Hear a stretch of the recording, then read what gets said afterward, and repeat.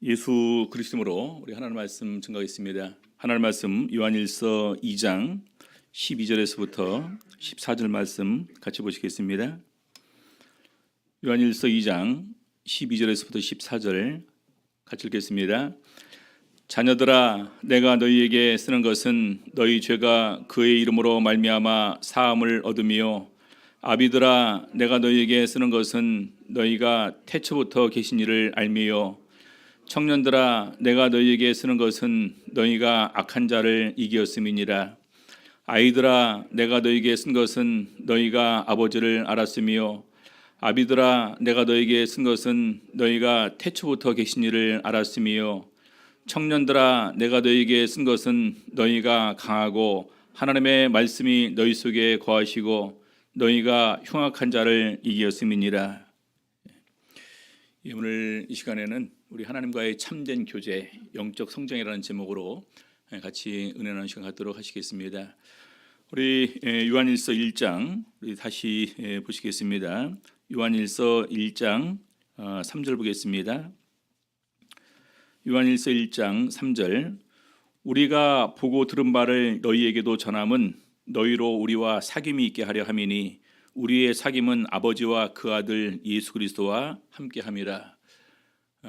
이 말씀을 증거하는 이유가 우리와도 사귐이 있게 하고 더 나아가 예수 그리스도와 하나님과의 사귐이 있게 하려 한다. 그래서 제일 먼저 나오는 것이 이 빛 가운데의 사귐을 이렇게 얘기를 합니다. 그리고 하나님과의 사귀는 사람은 죄를 짓지 않는다. 그리고 하나님과 사귀는 사람은 정말 우리 형제 자매를 사랑한다. 이렇게 말씀을 드렸습니다. 오늘 이 시간에는 정말로 우리 하나님과 사귀는 사람은 영적으로 성장하는 가운데에서 더 깊이 하나님을 알아간다. 이렇게 얘기할 수 있습니다. 오늘 짤막한 구절이지만 12절부터 14절까지의 네 가지 호칭이 나옵니다. 자녀들아라는 호칭이 나오고요. 그 다음에 아이들아라는 호칭이 나오고, 그 다음에 청년들아, 그 다음에 아비들아, 이렇게 호칭이 나옵니다. 이것은 우리 신앙 안에서 영적으로 성장하는 그 부분을 단계적으로 이렇게 표현한 것입니다. 그래서 나름대로 이 아이들의 단계에 어떤 부분이 특징이 있고, 또 청년들의 특징에 어떤 특징이 있고, 그리고 또 아비들의 특징에 어떤 그 특징이 있는가, 이런 부분을 증거하면서 더욱더 하나님과의 깊어지는 교제를 우리에게 이렇게 원하고 있는 것입니다. 먼저 우리 제일 첫 번째로 나오는 부분이 자녀들입니다. 자녀들. 2장 12절 보시겠습니다. 자녀들아, 내가 너희에게 쓰는 것은 너희 죄가 그의 이름으로 말미암아 사함을 얻으며. 자녀들, 원어로는 테크니올이라는 말인데 이제 막 태어난 아기를 의미합니다. 이제 막 태어난 아기. 이것은 신앙 안에서 우리가 영적으로 다시 태어나는 것을 의미합니다. 우리가 죄 사함 받고 또 성령을 통해서 거듭난 단계를 바로 이 자녀들의 단계다, 이렇게 얘기할 수 있습니다.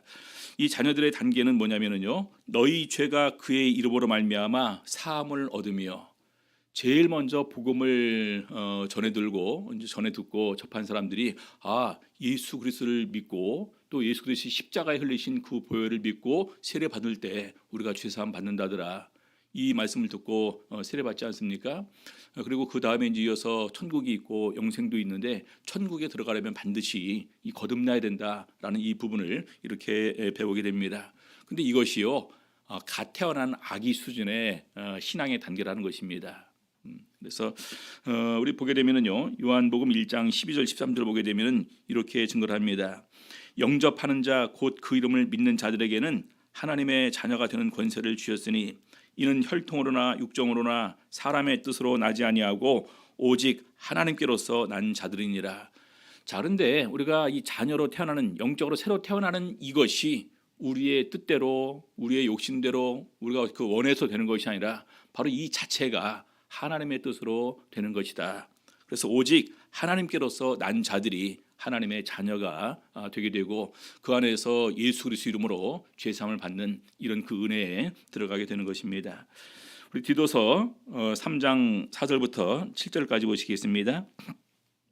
디도서 3장 4절부터 7절, 우리 구주 하나님의 자비와 사람 사랑하심을 나타내실 때 우리를 구원하시되 우리의 행한 바 의로운 행위로 말미암지 아니하고 오직 그의 궁율하심을 쫓아 중생의 씻음과 성령의 새롭게 하심으로 하셨나니 성령을 우리 구주 예수 그리스도로 말미암아 우리에게 풍성히 부어주사 우리로 저의 은혜를 힘입어 의롭다 하심을 얻어 영생의 소망을 따라 후사가 되게 하려 하심이라. 오늘 우리가 이 자녀가 되는 것 자체가, 왜냐하면 우리가 그 아기가 태어나게 될 때 그 아기가 원해서 태어나는 것이 아니다라는 것을 우리 육체적으로 알고 있는 것처럼 영적인 이 새로운 자녀의 탄생도 순전히 이 하나님의 은혜로 또 성령으로 난 사람만이 가능하다라는 것입니다. 그래서 여기도 보니까요, 자비와 사람 사랑하심을 나타내실 때, 하나님의 자비와 사람 사랑하심을 나타내실 때, 그러면서 우리를 구원하시되 오직 그의 궁율하심을 쫓아 중생의 씻음과 성령의 새롭게 하심으로 하셨나니, 중생의 씻음에 예수 그리스도의 십자가의 피가 없으면은요 중생의 씻음 자체가 이루어지질 않습니다. 그리고 성령의 새롭게 하심으로 하셨나니, 그래서 이것은 온전히 바로 하나님의 뜻으로만 이것은 되는 것이다. 그래서 오직 하나님께로서 난 자만이 하나님의 자녀가 되게 됩니다. 7절 보니까요, 우리로 저의 은혜를 힘입어 의롭다 하심을 얻어 영생의 소망을 따라 후사가 되게 하려 하심이라. 그래서 이것이 바로 하나님의 크신 은혜다. 은혜를 힘입어 바로 우리 영생의 소망을 따라 하나님의 후사가 되게 되는 것입니다. 자, 그래서 바로 이것이 우리 신앙의 탄생입니다. 그렇죠? 근데 이제 저희가 이렇게 보게 되면은 우리 이제 그 새로운 사람이 교회에 이렇게 들어오시잖아요. 그러면 우리가 제일 먼저 이제 그 믿는 도리를 가르쳐 드리고, 그다음에 막 세례 받으라고 권면하고, 그러고 나서 성령 받으라고 권면합니다. 그러고 나서 이제 뭘 하실까요? 벌써 끝나죠. 그렇죠? 근데 그것이 자녀들의 단계라는 것입니다. 자녀들. 영적으로는요, 가장 어린 단계. 자, 그래서 우리 히브리서 6장에 보게 되면 이렇게 증거를 하고 있습니다. 그러므로 우리가 그리스도의 초보를 버리고, 그리스도의 초보를 버리라고 하는데, 이 초보적인 단계가 어떤 단계냐? 죽은 행실 회개하는 것, 하나님께 대한 신앙, 세례들, 침례들, 안수와 죽은 자의 부활, 영혼에 관한 심판, 이것이 초보적인 단계고 이것이 가장 기본적인 자녀들의 단계입니다. 그래서 이것을 다시 닦지 말고, 이런 교훈에 관한 터를 다시 닦지 말고 완전한 데 나갈지니라. 성장해야 된다는 거예요. 우리는 많은 부분에서 사실은 이 부분 다시 해서 또 반복하고 또 반복하고 또 강조하고 또 강조하고 그러지 않습니까? 근데 이것이 가장 신앙 안에서 보게 되면은요, 어린 단계라는 것입니다. 그래서 이제는 이 부분을 탈피하고 좀 더 성장하는 쪽으로 나아갈 것을 이렇게 얘기를 합니다. 자, 그 다음 단계가 아이들입니다. 아이들. 우리 요한일서 2장 14절 보게 되면은요, 아이들아 내가 너희에게 쓴 것은 너희가 아버지를 알았으며.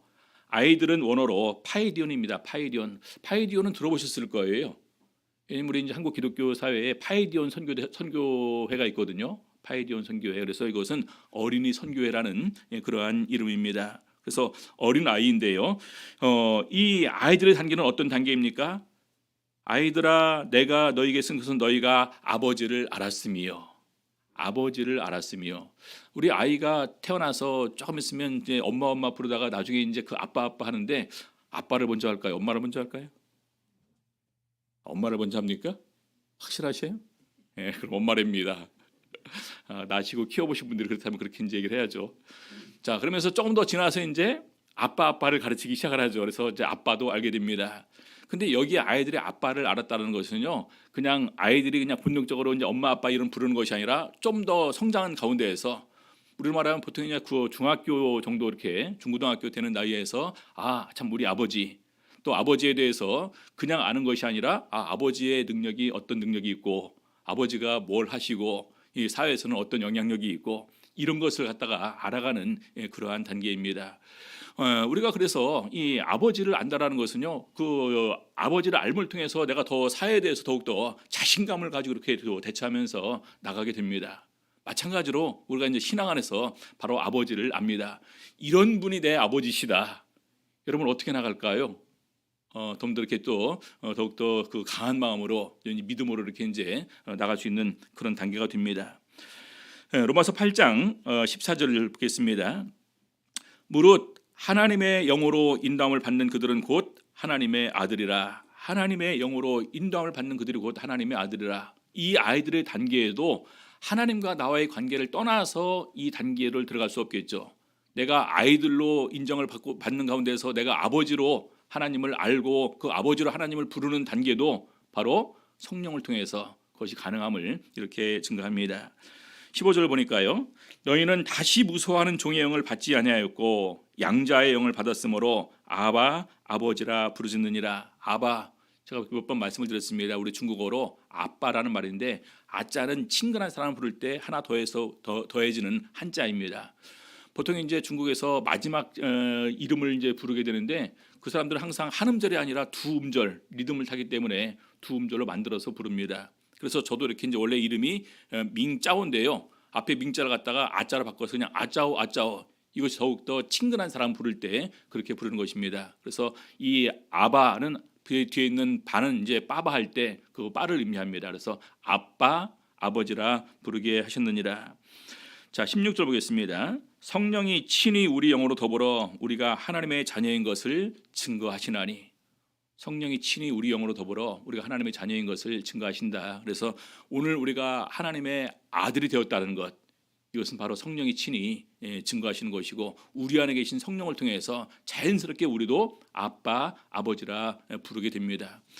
여러분, 우리가 기도하실 때 보통 이제 방언으로 충만히 기도하지 않습니까?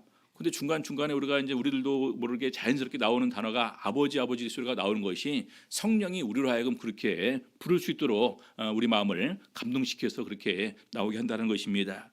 자, 그러면서 우리 예수님께서도 기도문을 가르쳐 주게 될 때 제일 첫 번째 기도의 그 부름이 바로 하늘에 계신 우리 아버지여입니다.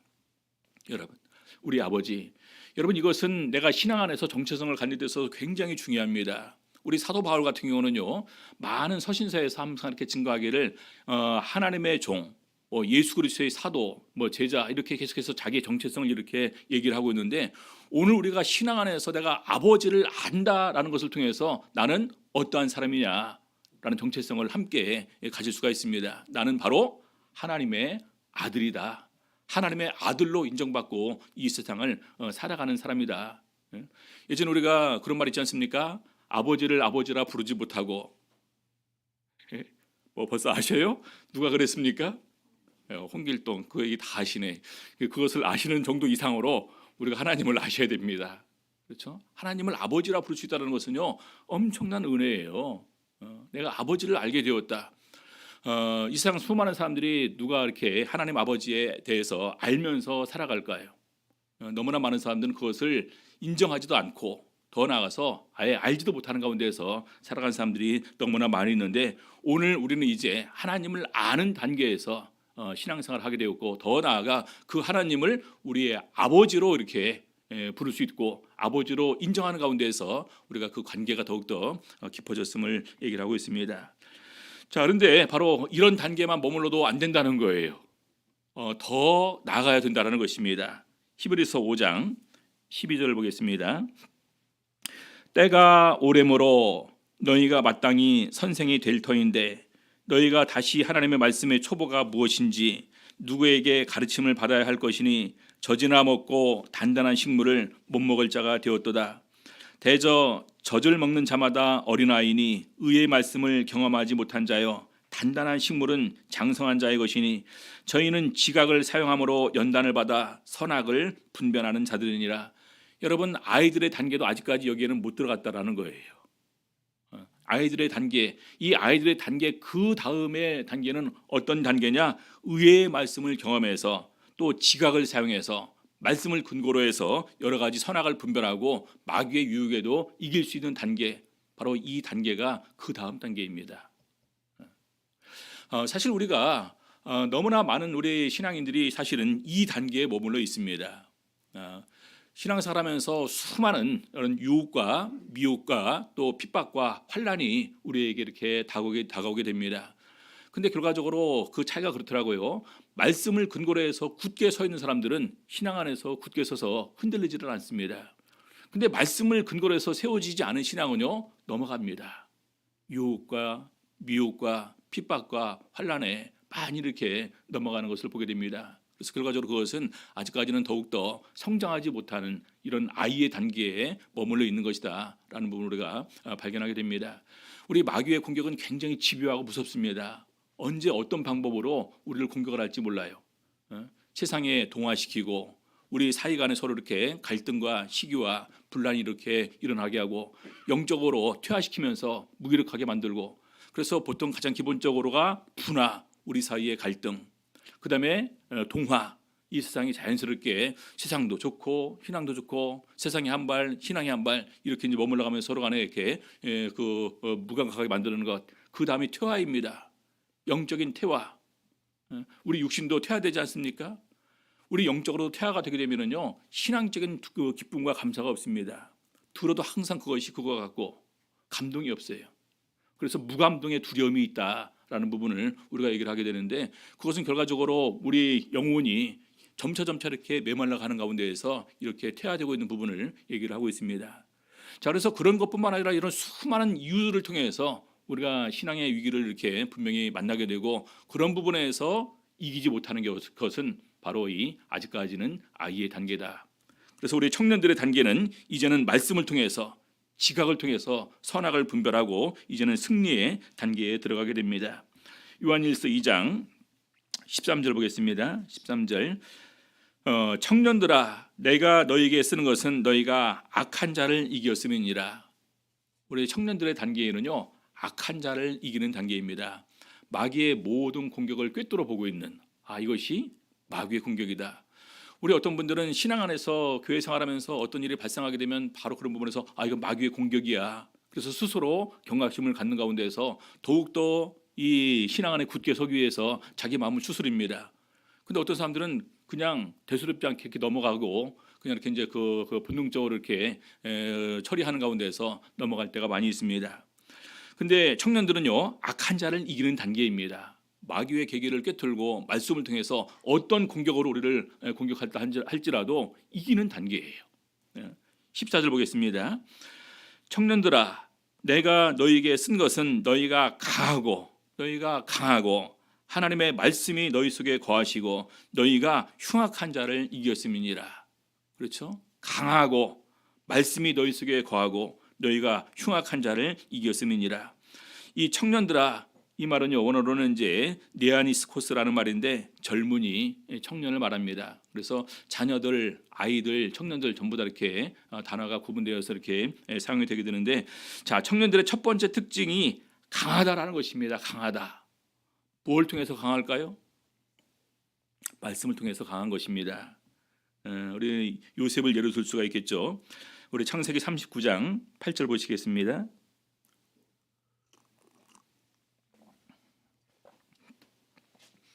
창세기 39장 8절, 요셉이 거절하며 자기 주인의 처에게 이르되 나의 주인이 가중 재반 소유를 간섭지 아니하고 다 내 손에 위임하였으니 이 집에는 나보다 큰 이가 없으며 주인이 아무것도 내게 금하지 아니하였어도 금한 것은 당신뿐이니 당신은 자기 아내임이라. 그런즉 내가 어찌 이 큰 악을 행하여 하나님께 득죄하리이까. 요셉은 어릴 때부터 이제 그 제대로 된 신앙 교육을 아버지로부터 받으면서 지냈고, 심지어는 하나님께서 꿈을 통해서도 그에 이렇게 또 장래를 알려주기도 했었습니다. 바로 그래서 그런 부분이 점차 마음에 쌓이는 가운데서 요셉의 마음속에는 누가 자리 잡고 있냐? 하나님이 마음속에 자리 잡고 있습니다. 그래서 이 보디발의 집에서 바로 하나님께서 함께 하심을 통해서 신임을 받고 가정의 모든 것을 책임지는 가정 총무가 되어서 주관하게 될 때 이 보디발의 아내의 유혹을 받게 됩니다. 그때 요셉이 담대하게 고백하는 것이 다 맡겼지만 당신은 예어했다. 근데 내가 어찌 이 큰 악을 행해서 하나님께 득죄하리이까. 그렇죠? 그래서 이 하나님을 아는 단계에 바로 그 다음에 이제 말씀까지 추가가 돼서 이런 유혹을 이기는 것을 보게 됩니다. 자, 그다음에 우리 다니엘서 보게 되면 사드락과 메삭과 아벳느고, 너무나 멋있는 신앙 고백을 이렇게 하지 않습니까? 다니엘서 3장 우리 15절부터 보겠습니다. 15절, 이제라도 너희가 예비하였다가 언제든지 나팔과 피리와 수금과 사면금과 양금과 생황과 및 모든 악기 소리를 듣거든 내가 만든 신상 앞에 엎드려 절하면 좋거니와 너희가 만일 절하지 아니하면 즉시 너희를 극렬히 타는 풀무 가운데 던져 넣을 것이니 능히 너희를 내 손에서 건져낼 신이 어떤 신이겠느냐. 그 사람들이 이제 사드락과 메삭과 아벳느고를 이제 처리하기 위해서 잔꾀를 쓴 것이 바로 이제 그 나팔, 피리, 수금, 상현금, 양금, 생황 이런 모든 악기 소리를 내거든 그 왕이 만든 신상에 절하도록 이렇게 조서를 내렸습니다. 자, 그런데 이 사드락과 메삭과 아벳느고가 그렇게 하지 않아서 이제 왕 앞에 끌려온 것입니다. 왕이 마지막으로 기회를 주는 거예요. 지금이라도 너희가 절하면 살려주겠다. 근데 이 극렬히 타는 풀무 가운데 던져놓게 되면 누가 거기서 살 수 있겠냐. 여러분 용광로 보신 적 있죠? 뭐 영화나 드라마 같은 데서도 이렇게 봤을 것입니다. 그런 곳에 사람이 던져진다. 살아날 수 있을까요? 그렇죠? 바로 죽음입니다. 자, 그런데 너무나 멋있는 고백을 하죠. 16절 보겠습니다. 사드락과 메삭과 아벳느고가 왕에게 대답하여 가로되 느부갓네살이여 우리가 이 일에 대하여 왕에게 대답할 필요가 없나이다. 왜 그럴까요? 우리 마음은 이미 확정되었습니다. 확정되었는데 뭐 굳이 다시 이렇게 이 부분에 대해서 우리가 변명을 하고 다른 말로 마음을 바꿔서 대답을 하겠습니까? 자, 17절 만일 그럴 것이면 왕이여 우리가 섬기는 우리 하나님이 우리를 극렬히 타는 풀무 가운데서 능히 건져내시겠고 하나님께서 우리 건져내실 것입니다. 이 풀무쯤이야 아무것도 아닙니다. 심지어는요 왕의 손에서도 건져내시리이다. 18절 그리 아니하실지라도 심지어 하나님이 우리를 구하지 않고 우리가 극렬히 타는 풀무에 떨어져서 죽는다 할지라도 왕이여 우리가 왕의 신들을 섬기지도 아니하고 왕의 세우신 금 신상에게 절하지도 아니할 줄을 아옵소서. 그렇죠? 왕이 얼마나 화가 났을까요? 그래서 처음보다 7배를 더 뜨겁게 해라. 그래서 얼마나 뜨거웠든지 심지어는 이 세 사람을 던지는 사람이 입구에서 타 죽어버렸습니다. 근데 나중에 보니까요 풀무에서 3명을 던졌는데 4명이 움직이는 것처럼 보여요. 4명. 한 명은 누구였을까요? 하나님께서 천사를 보내서 그 3명을 이렇게 보여주셨겠죠. 나중에 그들이 이렇게 걸어 나오는데 옷이 하나도 눌지 않았다. 순식간에 타버리는 건 아닙니까? 사람 형체도 없어지는 곳이에요. 근데 거기서 이렇게 옷까지도 눌지 않는 가운데서 색도 변하지 않는 가운데서 그들이 걸어 나옴을 통해서 바로 느부갓네살이 하늘의 하나님을 인정하고 찬양할 수밖에 없는 이런 놀라운 일이 발생하게 됩니다. 여러분 이런 단계가 청년의 단계라는 것입니다. 어떤 환란이 온다 할지라도 흔들리지 않는 우리는 여기까지 가지 않는다 할지라도 사실 너무나 작은 부분에서 티격태격하면서 서로 상처 주고 상처받고 에이 나 교회 안 나와 막 이러지 않습니까? 너무나 유치한 거예요. 그래서 청년들은 강한 이런 마음을 소유하고 있는 존재들이다. 그리고 하나님의 말씀이 너희 속에 거하시고 청년들이 강한 이유는 뭡니까? 하나님의 말씀이 너희 속에 거하기 때문에 우리 시편 119편 9절에 보게 되면 이렇게 말씀하고 있습니다. 청년이 무엇으로 그 행실을 깨끗게 하리이까 주의 말씀을 따라 삼갈 것이니이다. 무엇으로 행실을 깨끗게 할까? 주의 말씀을 따라 삼갈 것이니이다. 수많은 미혹과 유혹을 이길 수 있는 것 이것은 주의 말씀인 것입니다. 여러분 제가 우리 강남 와서 이제 계속해서 성경 권별로 이렇게 나가고 있지 않습니까? 그래서 남들은 이제 7년이기 때문에 굉장히 오래 하면서 성경을 다 다뤄줄 거로 생각하는데 제가 남원에 9년이 있었거든요. 창세기부터 계시록까지 다 다뤄주질 못했습니다. 그렇게 했는데도요. 제가 가끔가다 이제 새벽기도 때 이렇게 한 장씩 보내드리잖아요. 한 구절씩 중요 구절. 근데 그때도 이런 구절이 있었네. 참 말씀을 알고 깨닫는 부분에서는요 끝이 없습니다. 그래서 어느 누구도 내가 확실하게 안다라고 자부할 수 없는 거예요. 우리 성경에 보게 되면 누구든지 안다고 생각하는 것은 이것은 아직 알지 못하는 것이다 이렇게 얘기를 합니다. 자, 그래서 이 말씀을 할 때 우리 그 에베소 보게 되면은 영적인 전쟁, 이 마귀와의 그런 싸움에 관해서 이렇게 얘기를 하는데 거기에 마지막도 말씀입니다. 우리 에베소서 6장 11절 보시겠습니다. 에베소 6장 11절 마귀의 괴계를 능히 대적하기 위하여 하나님의 전신 갑주를 입으라. 마치 우리가 전쟁에 나갈 때 투구를 쓰고 갑옷을 입고 이렇게 이제 다 이렇게 온 몸을 중무장하는 것처럼 이런 전신 갑주를 입으라라는 것입니다. 그러면서 6장 12절 우리의 씨름은 혈과 육에 대한 것이 아니요 정사와 권세와 이 어두움의 세상 주관자들과 하늘에 있는 악의 영들에게 대함이라. 여러분, 우리 싸움이 이런 것이라는 거예요. 우리 이 세상 살아가면서 형제 자매들 간에 티격태격하는 거, 교회 안에서 이런 거, 이거요 너무 작은 일입니다. 이거보다 더 두려운 게 있음을 우리는 깨달아야 돼요. 마귀가 언제 어떤 방법을 통해서 나를 미혹할지 모릅니다. 우리 베드로 사도는요, 마귀가 우는 사자처럼 삼킬 자를 찾는다, 계속해서 돌아다니면서. 자, 그런데 우리는 너무나 많은 부분에서 안일하게 대처를 하고 있습니다. 우리가 신앙 안에서 굳게 서 있다는 것은 바로 마귀의 계계를 깨뚫을 수 있어야 되는데, 바로 이 마귀의 계계를 깨뚫기 위해서 뭘 준비를 해야 될 것이냐, 우리 사도 바울은 이렇게 증거를 합니다. 13절, 악의 영들이기 때문에 그러므로 하나님의 전신 갑주를 취하라. 이는 악한 날에 너희가 능히 대적하고 모든 일을 행한 후에 서기 위함이라. 14절, 그런즉 서서 진리로 너희 허리띠를 띠고. 여러분, 이 허리띠를 띈다는 것은 힘을 말하지 않습니까? 우리 역도 선수들이 역도할 때 뭘 하죠? 허리에 굉장히 강하게 이렇게 해서 이 힘을 갖다 이렇게 이제 허리 힘을 쓰기 위해서 이제 그 허리띠를 맵니다. 마찬가지로 진리가 우리의 허리띠라는 거예요. 진리를 바로 알고 진리를 깨닫게 될 때, 우리가 진리 가운데서 굳게 설 수 있을 때 흔들리지 않게 됩니다. 그다음에 의의 흉배를 붙이고, 의의 흉배는 나를 보호하는 것입니다. 마귀가 우리를 공격하는 것이 뭘까요? 우리의 죄입니다. 우리의 더러움입니다. 예수님께서 이미 우리 죄를 사하심을 통해서 우리에게 의의 흉배를 입혀주시는 것과 마찬가지입니다.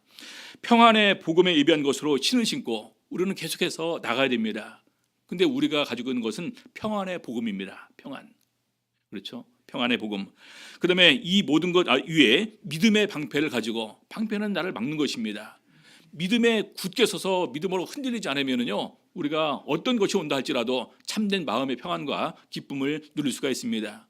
우리 예수님께서도 요한복음 14, 15, 16장 쭉 얘기를 하신 다음에 마지막으로 세상에서는 너희가 환난을 당하나 담대하라. 내가 세상을 이기었노라 하시니라. 뭘로 이길까요? 믿음으로 이기는 것입니다. 여러분, 코로나 두렵죠? 뭘로 이길까요?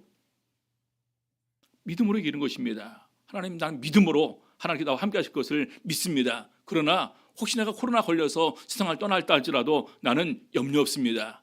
하나님께서 예비하신 곳으로, 나를 위해서 예비하신 그 천국과 또 영생을 주실 것을 확신하기 때문에 기쁨과 감사함으로 언제든지, 설사 그리 아니하실지라도 언제든지 저는 주를 위해서 갈 준비가 되어 있습니다. 이건 귀한 겁니다. 믿음의 방패를 가지고 이로써 능히 악한 자의 모든 화전을 소멸하고, 악한 자의 모든 화전, 바로 불화살인데, 이런 불화살이 수많이 날아오게 될 때 다 뭘로 막습니까? 믿음으로 막는 겁니다. 세상에서 우리가 언제 시험받고, 언제 환난당하고, 언제 핍박당하고, 이런 것을 우리가 예측하면서 합니까? 언제 올지 몰라요. 그럴 때마다 우리가 믿음에 굳게 서서 흔들리지 않으면 이런 모든 것을 다 우리가 물리칠 수 있음을 얘기를 합니다. 그 다음에 17절, 구원의 투구와, 투구는 내 머리를 보호하는 것입니다. 마지막까지 우리가 기억할 것이 구원입니다. 구원. 그 다음에 성령의 검, 우리가 지금까지 막았지만 공격 무기도 있어야 될 것 아닙니까? 공격 무기가 뭐냐? 성령의 검, 곧 하나님의 말씀을 가지라. 우리 예수님께서 세상에 계실 때 바로 이제 제일 먼저 광야에서 40일간 금식한 이후에 마귀의 공격을 당하셨습니다. 마귀가 교묘하게 말씀을 가지고 이렇게 또 예수 그리스도를 미혹하고 유혹을 했습니다. 예수님께 전부 다 어떻게 물리치셨는지 다 아십니다. 말씀으로 다 물리치셨습니다. 말씀으로.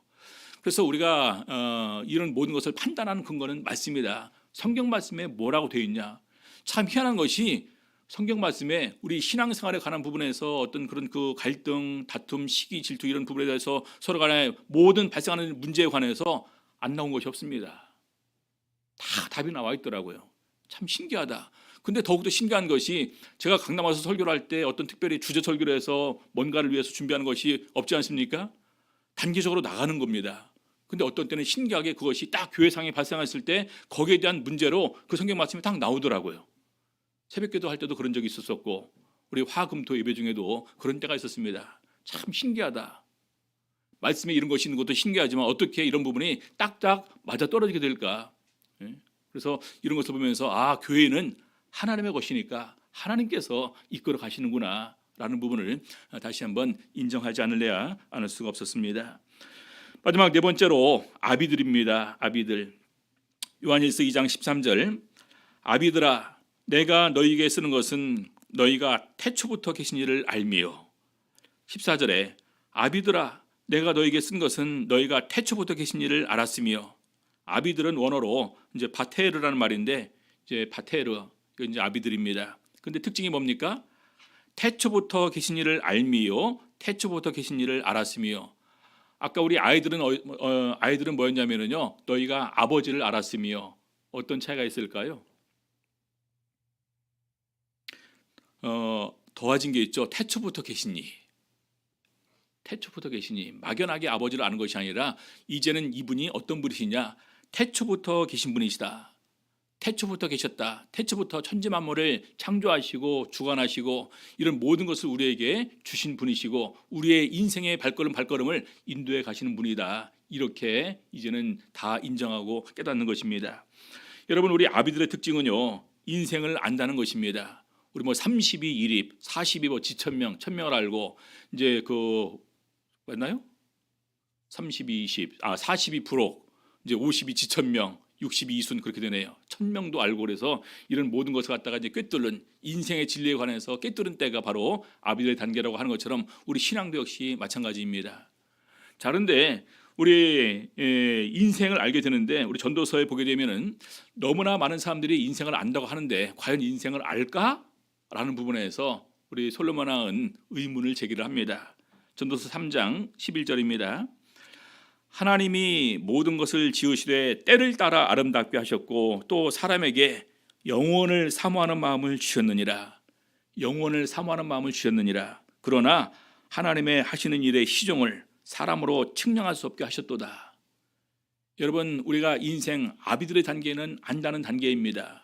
나이가 들었다라는 것은 바로 인생의 진리를 깨닫고 인생 별거 아니야. 인생은 이런 거야 라고 이렇게 얘기할 수 있는 단계인데 그럼에도 그런 단계에 들어간다 할지라도 문제는 뭐냐면요. 바로 모른다라는 거예요.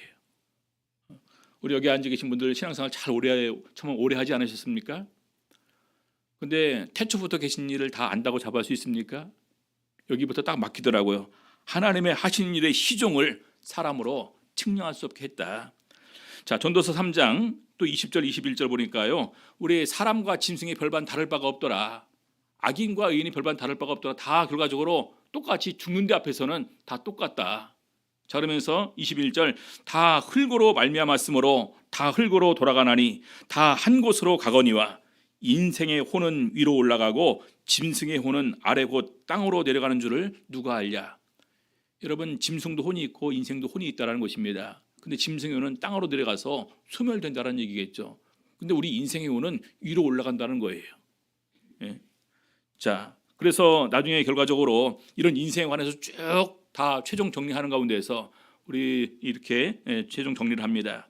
전도서 12장 13절 이래 결국을 다 들었으니 하나님을 경외하고 그 명령을 지킬지어다. 이것이 사람의 본분이니라. 하나님은 모든 행위와 모든 은밀한 일을 선악간에 심판하시리라. 자, 이것이 아비들의 단계입니다. 근데 아비들은 이것을 다 아는 단계예요. 깨닫는 단계입니다. 근데 우리 육적으로 아버지인 사람들이 이것을 얼마나 많이 알고 있을까요? 육적으로 아버지인 사람들은 인생을 오래 살았다 할지라도 이런 인생의 참된 진리를 모르는 가운데서 살아간 사람들이 태반이지만 오늘 영적으로 아버지인 사람들은 바로 태초부터 계신 일을 알았다. 하나님을 알고 하나님의 섭리를 깨닫고 하나님의 인생에 대한 계획을 다 알고 있는 가운데서 이제는 신앙생활을 하는 것입니다. 그래서 이제는 어떤 단계냐? 이제는 교회에서 나가라고 등 떠밀어도 안 나갈 사람. 이번에 코로나 때문에 이제 많은 분들이 굉장히 두려워하셨었는데 우리 이제 목사님들끼리 이렇게 모여서 얘기를 해본 적이 있었습니다. 누가 제일 교회에 나오기를 그렇게 간절히 바라고 원하느냐? 누구였을까요? 연령이 많으신 분일수록 더 그런 간절함이 더욱더 크더라는 것입니다. 오히려 청년들이 더 좋아하더래요.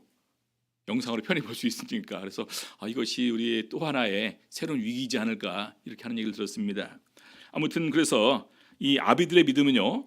태초부터 계신 하나님을 아는 것인데 이것은 태초부터 계신 일을 아는 것이고 이것은 바로 창조주 하나님을 아는 것이고 이 세상이 모두 하나님의 뜻대로 되어지는 것을 아는 것, 인정하는 것, 이것이 바로 아버지의 신앙의 단계입니다. 우리 야곱의 인생을 참 이렇게 그래도 나름대로 좀 멋들어지게 살았다고 해도 되지 않겠습니까? 아내도 4명이나 있었고 재물도 많이 있었고 그렇죠? 근데 나중에 그 사람이 그 야곱이 바로 앞에서 고백하는 내용이 이렇습니다. 창세기 47장 9절입니다. 야곱이 바로에게 고하되 내 나그네 길의 세월이 130년이이다. 나의 연세가 얼마 못되니 우리 조상의 나그네 길의 세월에 미치지 못하나 험악한 세월을 보내었나이다. 야곱의 자기 일생 130년에 대한 평가는요, 험악한 세월을 보내었습니다. 이렇게 고백을 합니다. 근데 바로 이 야곱의 아버지는 누구였습니까? 예? 이삭은요, 하나님의 인도하심을 따라서 평안하게 지냈습니다. 아버지는 그렇게 평안한 삶을 사셨는데 나는 왜 이렇게 험악한 세월을 보냈을까? 나중에 그것이 하나님의 뜻이냐 아니면 내 뜻이냐 그 차이였던 것을 나중에 야곱이 뒤늦게 깨닫게 됩니다. 그리고 나서 요셉이 2 아들을 데리고 이렇게 다가오죠. 안수를 하면서 축복을 해주는데 큰 아들이 오른쪽에 있고 작은 아들을 왼손으로 이렇게 안수를 해줘야 되는데 이렇게 해줍니다. 그렇죠? 그래서 이제 요셉이 이제 아버지한테 얘기를 하죠. 아버지, 얘가 큰 아들이고 얘가 둘째입니다. 그러니까 야곱이 이렇게 대답을 합니다. 창세기 48장 19절 20절 보겠습니다. 아비가 허락지 아니하여 가로되 나도 안다 내 아들아 나도 안다. 그도 한 족속이 되며 그도 크게 되려니와 그 아우가 그보다 큰 자가 되고 그 자손이 여러 민족을 이루리라 하고 그날에 그들에게 축복하여 가로되 이스라엘 족속이 너로 축복하기를 하나님이 너로 에브라임 같고 므낫세 같게 하시리라 하리라 하여 에브라임을 므낫세보다 앞세웠더라. 나중에 보니까 하나님께서 이미 이런 길을 예비하셨는데 그냥 거기에 순종해서 가는 것이 가장 복된 길이다. 그래서 요셉이 아무리 이렇게 손을 바꿔준다 할지라도 끝까지 이렇게 해서 이제 2 아들에게 안수를 하면서 그 길을 가게 합니다. 여러분, 신앙의 최고 성숙은 하나님의 뜻을 찾아서 그 뜻대로 순종하면서 사는 삶이 최고의 성숙입니다. 그렇죠? 이것이 바로 아버지 단계의 신앙이에요. 바로 이것이 하나님의 은혜고 하나님의 복인 것입니다. 여러분들 지금은 어떤 그 수준에 와 있습니까? 자녀들, 아이들, 그다음에 청년들, 아비들의 신앙 단계입니다. 그래서 가만히 보니까 우리가 너무나 많은 순간 우리는 그냥 그 제일 첫 번째 단계인 자녀들의 단계에 지금까지 많이 머물러서 지금까지 오지 않았는가. 조금 더 성장한 사람이 아이들의 단계, 많은 사람이 청년들의 단계에 나가지 못하고 이렇게 넘어졌구나라는 생각이 이렇게 가지게 됩니다. 우리가 점차 하나님과의 사귐을 이렇게 나가야 된다는 거예요. 그래서 우리 요한 사도는 이렇게 4단계로 구분해서 우리의 사귐이 점차 더욱더 깊어지는 단계에서 나중에는 아버지의 단계 이렇게 이르게 된다라고 얘기를 하고 있는 것입니다. 에베소서 4장 13절부터 15절까지 보시겠습니다. 에베소서 4장 13절 우리가 다 하나님의 아들을 믿는 것과 아는 일에 하나가 되어 온전한 사람을 이루어 그리스도의 장성한 분량이 충만한 데까지 이르리니 하나님의 아들을 믿는 것과 아는 일에 우리가 다 하나가 되어서 전심전력으로 같이 노력을 해야 된다는 것입니다. 자, 이는 14절 우리가 이제부터 어린아이가 되지 아니하여 사람의 괴술과 간산 유혹에 빠져 모든 교훈의 풍조에 밀려 요동치 않게 하려 함이라. 어린아이는 요동하게 되죠. 근데 청년들은 아까 말씀드린 대로 이깁니다. 그렇죠? 그래서 청년들의 단계에 머물러 있을 것이 아니라 더 높은 단계까지 나가야 되는데 바로 그것이 아비들의 단계인데 15절 오직 사랑 안에서 참된 것을 하여 범사에 그에게까지 자랄지라 그는 머리는 곧 그리스도라. 예수 그리스도에게까지 가는 것, 예수 그리스도의 마음을 우리 마음속에 품고 예수 그리스도의 아버지 된 생각을 다 알고 또 그것을 갖다가 참된 진리 말씀을 깨닫는 가운데서 이제는 모든 인생과 진리를 꿰뚫고 통달한 가운데에서 하나님과 교제하는 것, 바로 그것이 아비들의 단계입니다. 우리 에녹이 하나님과 동행하였고 마지막에 죽음을 보지 않고 하나님께 이렇게 올라가지 않았습니까? 엘리야가 또 죽음을 보지 않고 이렇게 하늘로 올라갔습니다. 바로 그들의 단계가 아비의 단계다. 이 세상 또 우리 사도 바울과 또 제자들의 또 그 베드로 사도나 이런 그런 예수님의 제자들의 단계가 분명히 아비들의 단계였으리라 이렇게 생각이 됩니다. 그래서 오늘 우리의 사귐이 어디까지 와 있는가, 더욱더 성장하는 이런 신앙을 통해서 하나님과의 깊은 사귐이 있고 그것을 통해서 정말 우리가 추구하는 하나님의 기쁨이 되는 우리 교회, 우리 성도들 다 될 수 있기를 예수 이름으로 바랍니다. 묵도하시겠습니다.